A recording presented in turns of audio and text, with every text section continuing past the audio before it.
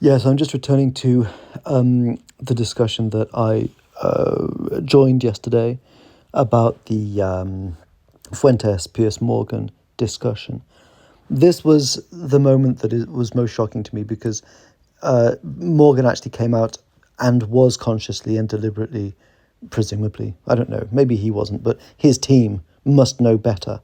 So there's deliberate deception, deliberate distortion of the truth going on here. This is the claim that I thought was central, and which I talked about in the video I put up yesterday. For both black and whites, the proportion of the population who carry out mass shootings generally is about the same. I find that outrageous. Absolutely outrageous. About the same. The proportion of the population of blacks and whites that commit mass shootings, I think he said, is about the same. I mean, the kind of distortion that's going on there in order to try to make it look as though blacks and whites have, an equal propensity to violent crime is, I mean, it's outrageous. It's incredibly unfair to white people. So yeah, it really involves gaslighting towards white people, because the fact is white people do not commit anything like the amount of violent crime that black people or non-white people do. And the twisting, how is he defining mass shooting? Well, it's not clear. He doesn't tell us, right? So yeah, I would just urge you to watch the video that I put up yesterday, where I share tables from Charles Murray's book Facing Reality. Yeah, and again, as I made the point in the video yesterday, of course the video's suppressed, right? Algorithmically suppressed, because liberalism's running scared, so it can't permit open dialogue, right? In the case of Fuentes, it was driven by the success of Fuentes to come out of the strategy of containment that I discussed yesterday and risk open engagement, because Fuentes is just too big. So the alt-right broke through in spite of massive censorship and a policy of quarantine and containment.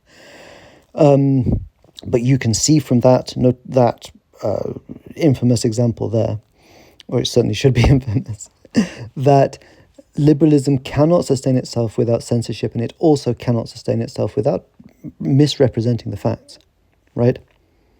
Liberalism needs denial about the reality of race and race differences. Liberalism needs to, therefore, distort and misrepresent the truth about race. And liberalism needs to censor and suppress. Those are not signs of health, right? If your political system runs up against reality and has to go into denial and censorship and suppression of the facts, deliberate misrepresentation of the facts, that's not a sign of health for your belief system, right? Liberalism has been exposed as false, right? Liberalism is negating itself. Liberalism has run up against reality and been found false. We're going to have to start thinking about what more true political philosophy we're going to have to replace liberalism with, because once a political philosophy has had to negate itself in the way that liberalism clearly is negating itself over the past decade, I mean, it's not going to be viable for much longer. What are we going to replace it with? I don't want to go left, do you? We don't want to go left, because that actually doubles down on delusion. It doubles down on the delusions of liberalism. We can't go conservative, because conservatism is just the right wing of liberalism. It was since its inception. We've seen what conservatism leads to. Conservatism leads to the radicalization of liberalism, such that our problems now are radicalized. So what's the implication? We have to go to the right of conservatism.